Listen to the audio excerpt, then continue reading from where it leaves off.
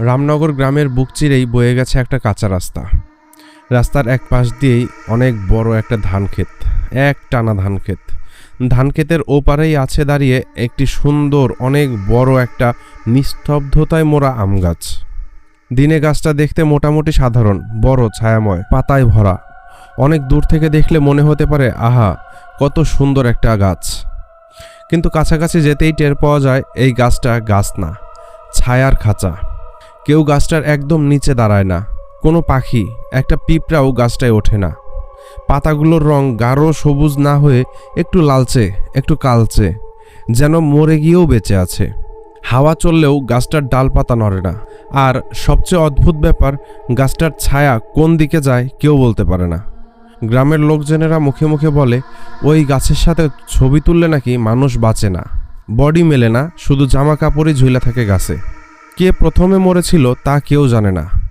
কেউ আবার গুজব ছড়ায় একজন ছেলে ছিল, পড়াশোনায় ভালো, পিকনিক করতে গেছিল, একটা ছবি তুলেছিল, আর ফেরে নাই। কই গেল লাশ? গাছে তার গেঞ্জিটা ঝুলেছিল, রক্তে ভেজা, মানুষটা গায়েব। এরপর থেকে এই গাছটার নাম হয়ে যায় মানুষ খেকো ছবির গাছ। গল্প এখানেই শেষ না। এই গল্প শুরু হয় সেদিন যেদিন শহর থেকে একটা ফটোগ্রাফার আসে গ্রামে। নাম আবির। চুপচাপ ভদ্র ছেলে, ক্যামেরা হাতে নিয়ে ঘোরাঘুরি করে, প্রকৃতির ছবি তোলে। একদিন ছবি তুলতে দেখে গ্রামের এক বৃদ্ধ তাকে সাবধান করে দেয়, তুমি গাছের পেছনে যাইও না বাবা, ওইটা শুধু গাছ না। আবির একটু হেসে বলে, গাছ আবার কি করবে চাচা? বৃদ্ধ থেমে থাকে, শুধু বলে, সবাই ভাবে গাছটা মরে নাই, আসলে কিন্তু ওই গাছটা বাঁচেই নাই। দুপুরবেলা তীব্র রোদ পেরিয়ে একটু ঠান্ডা বাতাসে আবির হেঁটে হেঁটে সেই আম গাছের দিকেই যায়। দেখতে সত্যিই অসাধারণ, কিন্তু কাছাকাছি যেতেই কিছু একটা বদলে যায়। বাতাস থেমে যায়, চারপাশের ঝিঝি ডেকে ওঠা বন্ধ হয়ে যায়। গাছটার পাতা একটুও নড়ে না। গাছটা গন্ধ, পুরনো লাশের গন্ধ যেন মিশে থাকে হাওয়ায়। আবিরের কাঁধ শিউরে ওঠে, ক্যামেরাটা অন করে। গাছটার ছবি তুলতে গেলেই আবিরের ক্যামেরার স্ক্রিন কেঁপে ওঠে। হঠাৎ করেই ক্যামেরার লেন্সে সে দেখে একটা লাল চোখ গাছের মাঝে তাকিয়ে আছে। আবির চোখ সরিয়ে আশেপাশে দেখে কিছুই নেই। আবার লেন্সে তাকায়, আবারও লেন্সে তাকায়, এইবার কিছু দেখা যায় না। তবুও গলার ভিতরে একটা অন্যরকম চাপ অনুভব করে। তারপরেও সে ছবি তোলে। তখনই হঠাৎ ক্যামেরার স্ক্রিন কালো হয়ে যায়। ওই দিন রাতে গেস্ট হাউসের একটা পুরনো ঘরে আবির ঘুমাচ্ছিল। হঠাৎ একটা আওয়াজে তার ঘুম ভেঙে যায়। আওয়াজটা জানালার বাইরে থেকে আসছে। কেউ ফিসফিস করে বলছে, ছবি তুললি? আবির জানালার দিকে তাকালো। একটা ছায়া দাঁড়িয়ে, লম্বা, বিকট গড়ন, মাথায় শিং, চোখ লালচে টকটকে, আর দাঁতের ফাঁকা দিয়ে গলা দিয়ে রক্ত চুইয়ে পড়ছে। সে চিৎকার করতে চায় কিন্তু পারে না। শ্বাস আটকে আসে, বুকের ওপর যেন কেউ বসে আছে। ছায়াটা এগিয়ে আসে, জানালার কাচের সামনে মুখ ঠেকিয়ে বলে, ছবি তুললি তাই তো, লাশ পাবি না। আর তখনই বিদ্যুৎ চলে যায়। পরদিন সকালে গেস্ট হাউসের লোকেরা দেখে আবির বাহিরে মাটিতে পড়ে আছে অচেতন অবস্থায়। তাকে তোলা হয়, পিঠে আঁচড়ের দাগ, আর তার ক্যামেরার মেমোরি কার্ডে সব ছবি আছে, শুধু ওই গাছের ছবিটাই নেই। শুধু একটা ফাইল, ইমেজ ডেথ। এটাতে ক্লিক করলেই একটা লেখা ভেসে আসে, এই তো শুরু। আবির গেস্ট হাউসে বিছানার উপরে চুপচাপ বসে আছে। তার চোখের নিচে কালি, মুখ শুকনা হয়ে গেছে। সেই রাতের পর থেকে ঘুমাতে পারে না। একটা ভয় গলা টিপে ধরে রাখে সারাক্ষণ। কেউ কিছু না বললেও তার ভেতরের একটা জিনিস পরিষ্কার, ওই গাছের ছবি তোলার পর কিছু একটা খারাপ হচ্ছে ওর সাথে। গেস্ট হাউসের মালিক বয়স্ক একজন লোক, নাম ছিল নাসিম উদ্দিন।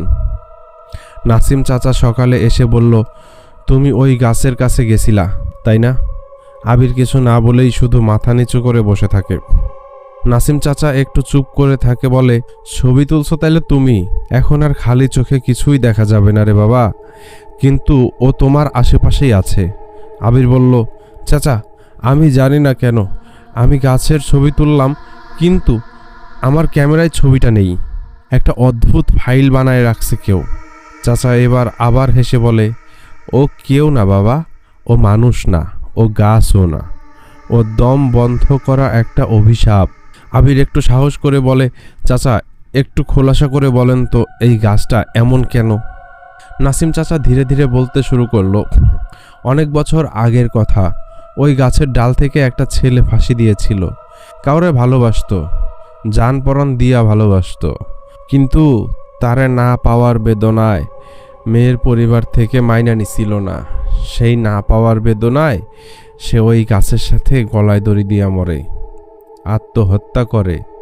তারপর ওই গাছে শুরু হইল এইসব গন্ডগোল। প্রথম বছরেই এক মেয়ের ছবি তুলতে গিয়ে হারায়, তারপর একে একে 4 জন 5 জন। কেউ আর ওই গাছের ছবি তোলে না এখন। তুললে মানুষ নাই, জামা কাপড় গাছের ডালে ঝুলে থাকে। আবির চুপচাপ শুনে গেল।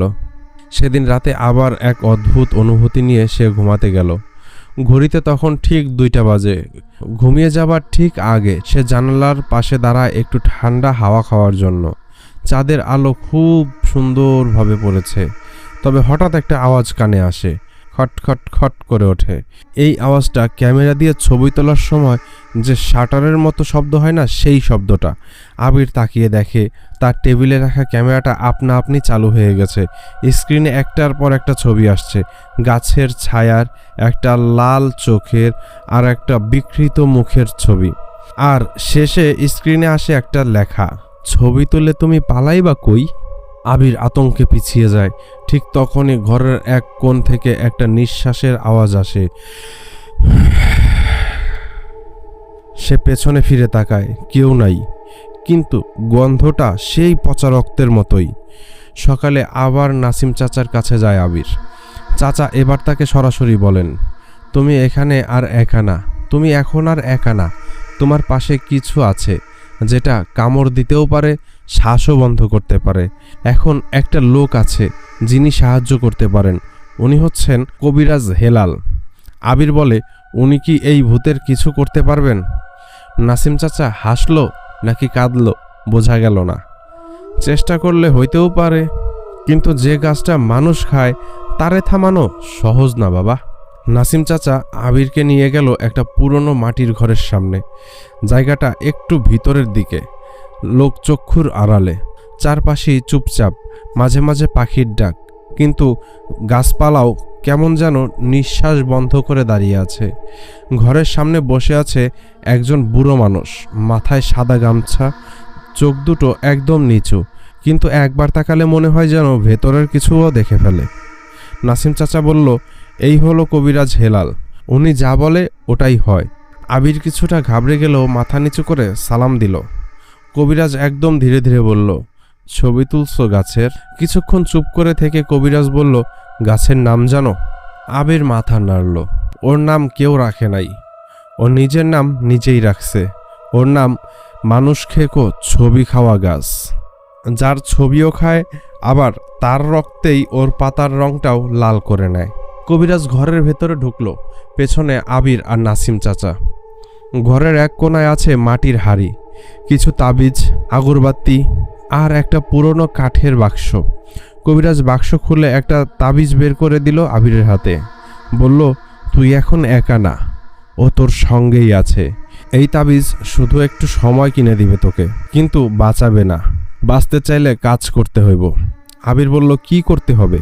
কবিরাজ চুপচাপ জানালার বাহিরে তাকিয়ে বলল, রাতে ও আসবে, তোকে দেখবে। দেখবি না, বুঝবি, আবার বুঝবিও না, কিন্তু তবুও টের পাবি। সেই সময় আমি ডাকলে বাহিরে আসবি। কিছু দেখা গেলে চোখ বন্ধ করবি না।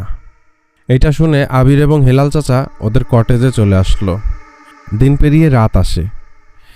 রাতে আবিরের কাঁধে তাবিজ ঝোলানো ছিল, ও ঘরের ভিতরেই ছিল। হঠাৎ করে এই ঘরের লাইটটা অফ হয়ে যায়, বাতাস থেমে যায়। ঘরের দরজার ফাঁকা দিয়ে একটা ঠান্ডা ধোঁয়ার মতন কিছু একটা ঘরের ভেতরে প্রবেশ করে। পেছন থেকে একটা গলা ফিসফিস করে বলে, এইবার তুই থাকবি না, তোর ছবির হিসাব চাই। আবির চোখ খুলে দেখে জানালার ঠিক সামনে দাঁড়ানো লম্বা একটা অবয়ব, চোখ লাল, গায়ে লালচে আভা, মাথায় বাঁকানো শিং। তার দিকে তাকিয়ে আছে চুপচাপ, চোখ বড় বড় করে। কিন্তু এবার আবির চিৎকার করে না, তাবিজটা হাতে শক্ত করে ধরে। ঠিক তখনই বাহির থেকে কবিরাজের গলা শোনা যায়, ছায়ায় দাঁড়া, আলোয় যাস না। তোকে আগেই বলছিলাম তুই দেখবি না, কিন্তু যেহেতু দেখেছিস এখন আর চোখ বন্ধ করবি না কিন্তু। আবির চুপচাপ ছায়ার মধ্যে দাঁড়িয়ে থাকে। কবিরাজ ঘরে ঢোকে, হাতে এক পুরনো ধূপ আর এক পাত্রে ধোয়া।